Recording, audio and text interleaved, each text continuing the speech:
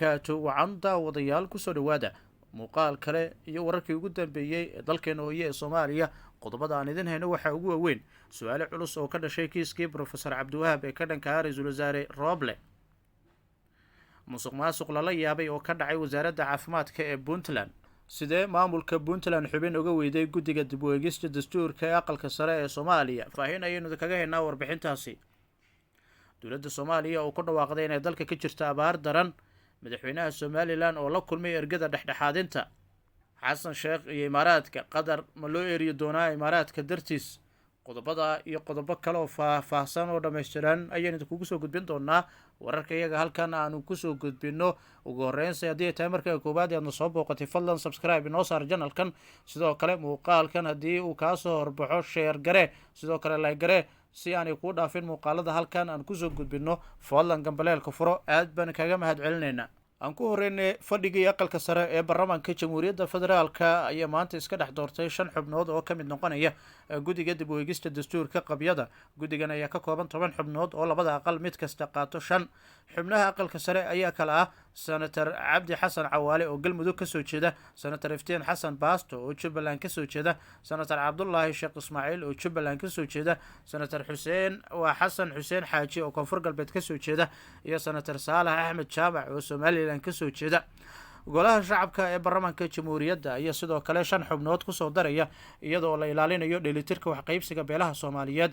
haddaba su-aasha ayaa ah, maadaama aqalka sare uu ku dhisan yahay dowlad goboleed ee aan lagu dhisin 4.5, sidee Puntland xubin uga weyday? si loo fahmo sababta waxaa muhiim ah in dib loogu noqdo sanadkii 2017 markaasi oo la dhisay guddigan oo kale. xildhibaanadii aqalka sare ee baarlamaankii 10aad ayaa ku dooday in guddiga aqoon lagu xulo ee aan lagu xulin beel. marka la eego aqalka sare waxa uu qeybsan yahay 5 dowlad goboleed iyo Somaliland, taasoo guddiga ka dhigaysa 6 xubnood. waxaa caqabad arrintan ku noqotay tirada guddiga oo aan laga badin karin 10 xubnood, iyadoo 5 xildhibaan ay ka imaanayaan golaha shacabka kuwa oo wax ku qaybsan nidaamka beelaha. aqalka sare ee baarlamaankii 2017 ayaa iska dhex xulay 12 xildhibaan kuwa oo iska dhex doortay 5 xildhibaan, waxaana ay kala hayeen senator cabdi xasan cawaale, senator cabdiraxmaan sheekh maxamuud faroole, senator xuseen sheekh maxamuud koonfur galbeed ka soo jeeda, senator iftiin xasan baasto oo isna jubbaland matalaya, iyo senator cabdikariim maxamed xasan oo isna somaliland matalaya. sida muuqato guddiga waxaa lagu xulay nidaamkii beelaha, iyadoo dowlad goboleedka hirshabelle labada jeerba ay ka maqnaayeen oo uu ku jiray qaybdiid oo ka socday galmudug. Puntland waxa uga mid ahaa cabdiraxmaan faroole, laakiin guddiga waxa uu isaga baxay kadib markii qaybdiid uga adkaaday tartankii guddoomiyaha guddiga, waxaana booskiisa mar dambe buuxiyey fartaag oo hadda dib u soo galay guddiga. maadaama aqalka sare uu ku dhisan yahay heer dowlad goboleed, waxaa habboon in aqalka sare uu soo xulo hadda kadib 6 xubnood oo wada matalaya dhammaan dowlad goboleedyada dalka ka jira.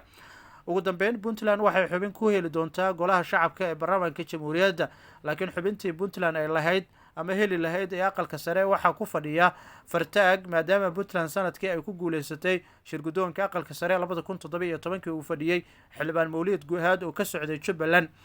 guddiga marka la dhammaystiro ayuu iska dhex dooran doonaa guddoomiye ku-xigeen iyo xoghayn.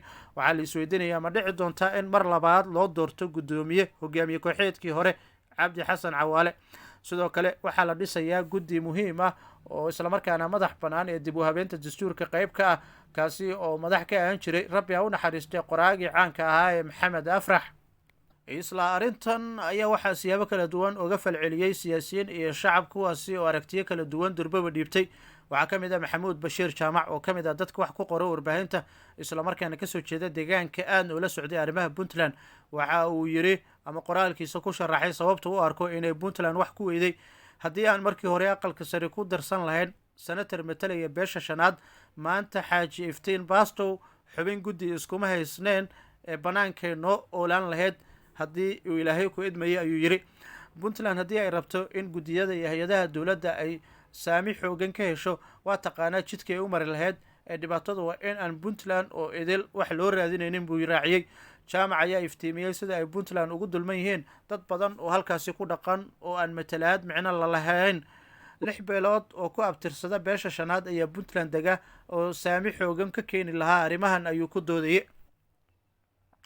dhanka kale waxaa war laga helay musuqmaasuq lala yaabay oo ka dhacay xarunta wasaaradda caafimaadka ee maamul goboleedka Puntland.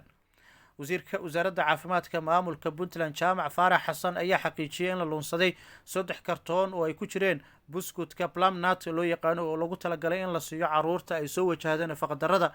luunsashada buskutkan ayaa kusoo aadaya xilli baahi weyn loo qabay isticmaalkiisa, iyadoo abaaro ba-ani ay ka jiraan puntland ayna caruur badan amaba la ildaran yihiin aan iraahda nafaqadaro sida ay xaqiijiyeen hay-adaha qaabilsan arrintaasi. qaar ka mid ah waardiyayaasha wasaaradda caafimaadka qeybteeda Garowe ayaa u dhacay mid ka mid a baqaarada kaydka buskutka sida uu xaqiijiyey wasiirka caafimaadka oo la hadlayay warbaahinta. wasiirka ayaa sheegay in kaamirooyinka qarsoon ay ka heleen muuqaalo muujinaya cidda qaadatay buskutka, waxaana uu sheegay in falkaasi uu ka dhacay 2 bil ka hor iyagoona ay horey ka ogaadeen.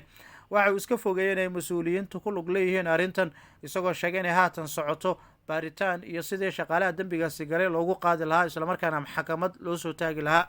kadib kulan ay yeesheen madaxweynaha somalilan muuse bixi cabdi iyo guddi isku xilqaantay xalinta khilaafka doorashada ayaa isku afgartay in qorsheynta howshan xalinta khilaafka loo daayo golaha guurtida. qoraal ka soo baxay madaxtooyada somalilan kadib kulanka labada dhinac ayaa lagu sheegay in shirka uu kusoo dhammaaday jawi wanaagsan isla markaana lagu heshiiyey in howsha loo daayo golaha guurtida maadaama oo ay iyagu leeyihiin sharciyo dhexdhexaadin kara khilaafyada. madaxtooyada ma faahfaahin haddii howshan oo dhan golaha guurtida loo daayo oo ergada isxilqaantay ay faraha kala baxaan iyo in ay door ku yeelan karaan arrimaha dhexdhexaadinta khilaafka. inkastoo golaha guurtida lagu yaqaanay in ay gacan ka geystaan xalinta khilaafyada, haddana doorkan kalsooni buuxda kama haystaan xisbiyada mucaaradka maadaama mucaaradku ay kalsoonidooda siiyeen keliya guurtidan, maadaama madaxweynaha uu la kulmay oo 31 xubnood ka koobnaa kuwa uu isku xilqaamay dhexdhexaadinta khilaafkan. madaxweynaha cusub ee soomaaliya xasan sheekh maxamuud ayaa socdaalkiisa koobaad meel ka baxsan dalka waxa uu ku tegay dowladda isutaga imaaraadka carabta oo la aaminsan yahay inay ka mid tahay dowladihii taageeray dib u doorashadiisa. booqashada xasan sheekh maxamuud ee imaaraadka ayaa abuurtay tuhun la xidhiidha inuu sii socon doono kala xigashada dalalka carabta ee ka imaanaya soomaaliya.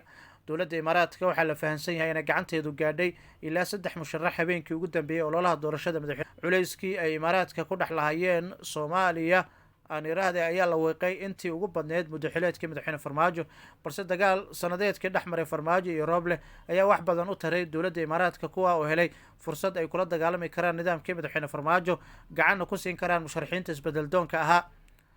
in safarka koobaad ee madaxweyne xasan sheekh maxamuud oo noqday imaaraadka carabta waa fariin culus si gaara dowladda qatar waxay u tahay akhbaar aan farxad gelin doonin. waxaa curan karaa dagaal qabow oo dalalka khaliijka oo la xiriira kala xigsashada dowladda soomaaliya.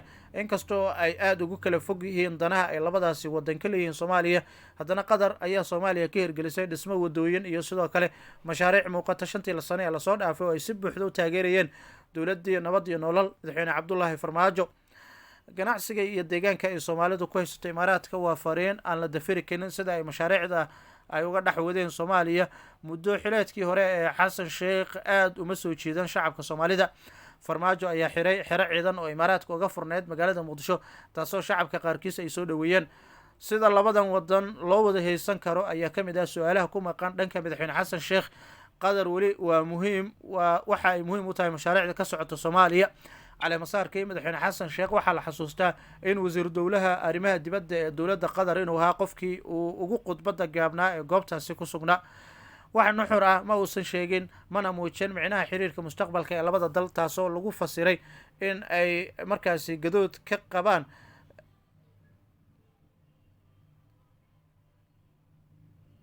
natiijada doorashada madaxweynaha soomaaliya. madaxweyne xasan sheekh maxamuud uma fududo inuu lumiyo dowladda qatar oo waxa ay deg deg u noqon kartaa fadhi iyo kaalmo xoogan oo ay yeeshaan mucaaradkiisa hadda muuqda iyo kuwa markaasi dhalan doono bilaha soo aadan sida lagu yaqaanay dhaqanka siyaasadda soomaaliya. iyadoo la fahamsan yahay in la guda galay sanadihii imaaraadka ee soomaaliya, haddana dad badan ayaa aaminsan inuu xasan sheekh awoodo inuu labada dal cilaaqaad wanaagsan la samaysto. imaaraadka in ay ku qanci doonaan lama caamil siman oo loo sameeyo iyaga iyo qatar lama hubo, laakiin xasan sheekh shacabku kama qaadan doona in uu fariin cusub ku furo, gaar ahaanna furiin cusub uu ku furo dalka xilli markaasi ololaha doorashada uu kusoo galay inuu hagaajinayo cilaaqaadka dalalkii la xumeeyey 5 sano ee lasoo dhaafay. weli waxaad daawanaysaan wararkii warbixinada dalkeena hooye ee soomaaliya. aynu kusoo gunaanudno warbixintan ergeyga gaarka ee madaxweynaha jamhuuriyadda federaalk soomaaliya u qaabilsan arrimaha bini-aadanimada iyo gurmadka abaaraha xildhibaan cabdiraxmaan cabdishakuur warsame ayaa sheegay in 3 toddobaad ee lasoo dhaafay ay sii kordhaysay abaarta ka jirta meelo badan oo ka mid a dalka soomaaliya. cabdiraxmaan cabdishakuur oo hadal ka jeediyey shirka madasha shanaad ee siyaasadda dhaqaalaha qaranka ayaa sheegay in dadka soomaaliyeed aysan aada uga warqabin dhibaatada abaareed ee ka jirta dalka, taasi beddelkeeda ay ku mashquulsanaayeen arrimaha doorashooyinka soomaaliya. waxa uu hadalkiisa intaa ku daray in abaarta jirta awgeed ay saameyn doonto 7 milyan oo soomaali ah oo 3 milyan ka mid ah ay ku jiraan xaalad deg deg oo qadar ah, ayna sii dheer tahay macluul daran oo hayso dad u badan caruur.